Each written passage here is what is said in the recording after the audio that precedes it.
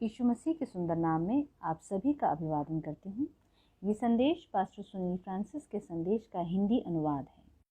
पिछले रविवार के संदेश में हमने नहूम की पुस्तक के पहले अध्याय के 3 पद पर मनन किया था, जहाँ परमेश्वर का वचन इस प्रकार कहता है, यहोवा विलम्ब से क्रोध करने वाला और बड़ा शक्तिमान है, वो दोषी को किसी प्रकार से निर्दोष न ठहराएगा। यह पद परमेश्वर के व्यक्तित्व के 3 गुणों को दिखाता है। परमेश्वर विलम्ब से क्रोध करने वाला है, परमेश्वर बड़ा शक्तिमान है और परमेश्वर दोषी को निर्दोष नहीं ठहराएगा। पिछले सप्ताह के संदेश में हमने इस पद के पहले हिस्से को देखा था कि परमेश्वर विलम्ब से क्रोध करने वाला है। आज हम इस पद के दूसरे और तीसरे हिस्से को देखेंगे, जहां परमेश्वर के 2 अन्य गुणों के बारे में बात की गई है। परमेश्वर बड़ा शक्तिमान है और परमेश्वर दोषी को निर्दोष नहीं ठहराएगा। परमेश्वर विलम्ब से क्रोध इसीलिए करता है क्योंकि वो बड़ा शक्तिमान है। और कैसे हम ये कह सकते हैं और ये जान सकते हैं कि परमेश्वर बड़ा शक्तिमान है? इसका बड़ा ही सरल सा उत्तर ये है कि वो बड़ा शक्तिमान इसलिए है क्योंकि वो अपनी महासामर्थ्य को नियंत्रित करने की सामर्थ्य भी रखता है। वो महाशक्तिमान है, इसीलिए वो अपने क्रोध को भी नियंत्रित कर लेता है। केवल एक मानसिक रूप से शक्तिशाली व्यक्ति ही हर अपमान को, निंदा को, अवहेलना को सह सकता है, क्योंकि वो शक्तिशाली है। जो कमज़ोर हैं वो छोटी छोटी बातों से विचलित हो जाते हैं। वे छोटी सी बातों को भी सह नहीं पाते और गुस्से से उफन पड़ते हैं, बदला लेने पर उतारू हो जाते हैं। परमेश्वर बड़ा शक्तिमान है। वो अपने शत्रुओं को चिन्हित कर लेता है, पर उनके विरुद्ध अपना हाथ नहीं उठाता। वो उन्हें कोसने और कुड़कुड़ाने देता है, पर उनके विरुद्ध अपनी जलजलाहट को रोके रखता है। यदि वो महाशक्तिमान नहीं होता तो अब तक हम उसकी क्रोध की ज्वाला में भस्म हो चुके होते, पूरी तरह से नष्ट हो चुके होते। परमेश्वर का धन्यवाद हो, उसकी बड़ी सामर्थ्य हमारी सुरक्षा है।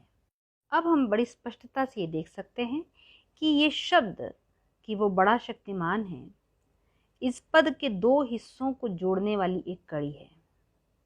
परमेश्वर जो विलम्ब से क्रोध करता है, उसका कारण है कि वो बड़ा शक्तिमान है, और क्योंकि वो बड़ा शक्तिमान है इसीलिए हमें उसका भय मानना है, क्योंकि वो कभी भी दोषी को निर्दोष नहीं ठहराएगा। उसका बड़ा शक्तिमान होना इस बात का आश्वासन है कि वो कभी भी दुष्ट को छोड़ेगा नहीं।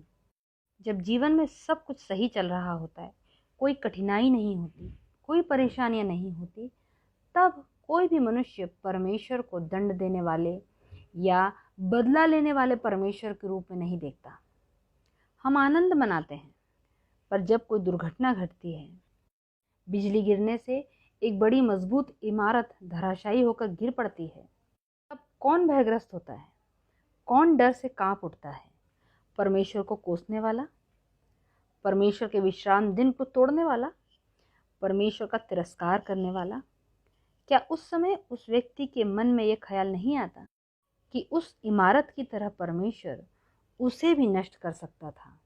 जी हाँ, हम परमेश्वर की सामर्थ्य को देख सकते हैं तूफानों में, भूकंप में और नाना प्रकार की प्राकृतिक आपदाओं में, जो इस बात का प्रमाण है कि परमेश्वर दोषी को निर्दोष नहीं ठहराएगा।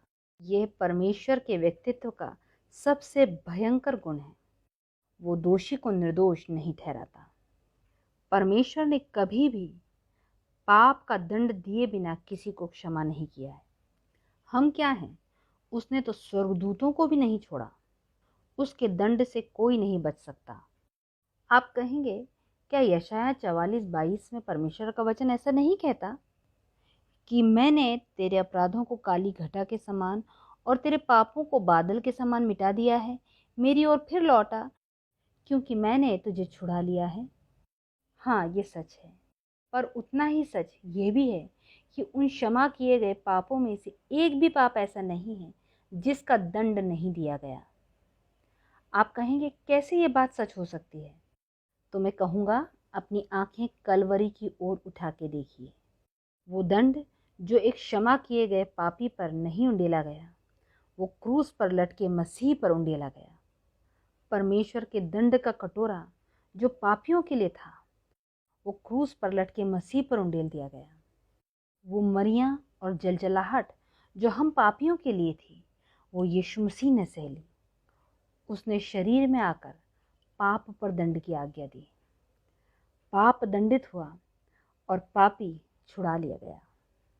अब आप कहेंगे, ये तो इस बात की पुष्टि नहीं करता कि परमेश्वर दुष्ट को निर्दोष नहीं ठहराता। मैं आपके सामने एक सूची रखता हूँ उन भयंकर कामों की जो परमेश्वर ने किए क्रोध में आकर पलटा लेने के लिए। सबसे पहला है अदन, जो उजाड़ छोड़ दिया गया। फिर महाजल प्रलय के समय पूरी पृथ्वी ही पानी में डूब गई। फिर सदोम और गमोरा के शहर जो आकाश से गंधक और आग बरसा कर नष्ट कर दिए गए। फिर देखिए कोरह, दातान और अबीराम को, जिन्हें पृथ्वी ने अपना मुंह खोलकर अपने अंदर समा लिया। और देखिए मिस्र की 10 विपत्तियां, जिसने एक पूरे राष्ट्र को नष्ट कर दिया। फिरौन और उसकी पूरी सेना लाल समुद्र में डूबकर खत्म हो गई। जब परमेश्वर क्रोध में आकर प्रहार करता है तो एक दिन में शहरों या देशों को नष्ट कर देता है। उसकी जलजलाहट के आगे ऊंचे ऊंचे पहाड़ भी मोम की तरह पिघल जाते हैं। इतिहास गवाह है और हमारा पवित्र शास्त्र बाइबल इस बात का गवाह है कि परमेश्वर दुष्टों को निर्दोष नहीं ठहराता। और यदि आप अब भी पुष्टि चाहते हैं तो कल्पना कीजिए उस अंधेरे गहरे स्थान की, जहाँ की आग नहीं बुझती और जहाँ का कीड़ा नहीं मरता। सुनिए उन लोगों की चिल्लाहट को, उनकी चीखों को, जो परमेश्वर की उपस्थिति से हमेशा हमेशा के लिए दूर कर दिए गए हैं। यदि आप उनकी आवाज़ को सुन पाते तो निश्चय इस संसार की वास्तविकता में लौटकर भय के साथ आप ये कहते कि सचमुच परमेश्वर दोषी को निर्दोष नहीं ठहराता। अब हम इस बात को समझने की कोशिश करेंगे कि क्या कारण है कि परमेश्वर दोषी को निर्दोष नहीं ठहराता। परमेश्वर दोषी को निर्दोष इसलिए नहीं ठहराता क्योंकि परमेश्वर भला है। क्या भलाई इस बात की मांग करती है कि पापियों को, दुष्टों को दंडित किया जाए? जी हाँ, करती है। एक न्यायाधीश किसी हत्यारे को दोषी इसलिए ठहराता है, इसलिए दंड देता है क्योंकि वो दूसरे नागरिकों से प्रेम करता है। उसे उनकी सुरक्षा की चिंता है। यदि वो उस हत्यारे को खुला छोड़ देता है तो वो दूसरे नागरिकों को घात करेगा। उस न्यायाधीश के स्वभाव की भलाई, उसकी अच्छाई इसी बात से प्रकट होती है कि वो अपराधी को दोषी ठहराकर दंडित करता है। एक राजा की भलाई, उसकी अच्छाई इसी बात में प्रकट होती है कि वो अपराधियों को दंडित करता है। विधानसभा में अपराधियों के लिए कड़े कानून बनाना अपराधियों के प्रति क्रोध दिखाना नहीं है, पर दूसरे नागरिकों के प्रति प्रेम प्रदर्शित करना है ताकि अपराध को नियंत्रित किया जा सके। जी हाँ, परमेश्वर का न्याय, उसकी भलाई इस बात की मांग करती है कि मनुष्य यदि वे पाप करें तो नष्ट किए जाएं, और नाश होने से बचने का एक ही उपाय है कि मनुष्य मन फिराए और परमेश्वर के पास लौट आए। हम सबको इस बात पर विश्वास करना होगा कि परमेश्वर जो विलंब से क्रोध करने वाला है, वो बड़ा शक्तिमान है, पर निश्चय वो दोषी को निर्दोष नहीं ठहराएगा। आज की सुबह हमें जांचना है हमारी स्थिति क्या है। क्या आज हम स्वर्ग की ओर नज़रें उठाकर कह सकते हैं कि हाँ, मैं बहुत बड़ा पापी हूँ, पर मेरे पापों का दंड यीशु मसीह ने अपने ऊपर उठा लिया है। वो मेरा शरण स्थान है, मेरा गढ़, मेरे छुटकारे की चट्टान, मेरा भरोसा उसी पर है।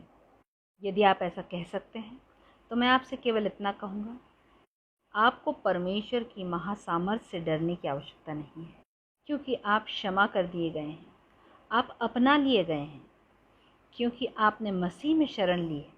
इसीलिए परमेश्वर की भयंकर सामर्थ्य से डरने की आपको आवश्यकता नहीं है। पर यदि आपने कभी भी यीशु को अपना शरण स्थान नहीं माना है, यदि आपने उसे अपना उद्धारकर्ता नहीं स्वीकार किया है, तो आप इस बात को जान लीजिए कि परमेश्वर आपको निर्दोष नहीं ठहराएगा। वो आपको ज़रूर दंड देगा। वो आपको जीवित रहने दे रहा है, परंतु उसने आपको निर्दोष नहीं ठहराया है और आपका समय बहुत जल्दी ख़त्म होता जा रहा है। मृत्यु और जीवन के बीच की दूरी धीमे धीमे कम होती जा रही है और आपने अब तक क्षमा प्राप्त नहीं की है। मृत्यु आपके पीछे है और दंड की आज्ञा हो चुकी है। केवल क्रूसित मसीह पर विश्वास ही आपको बचा सकता है।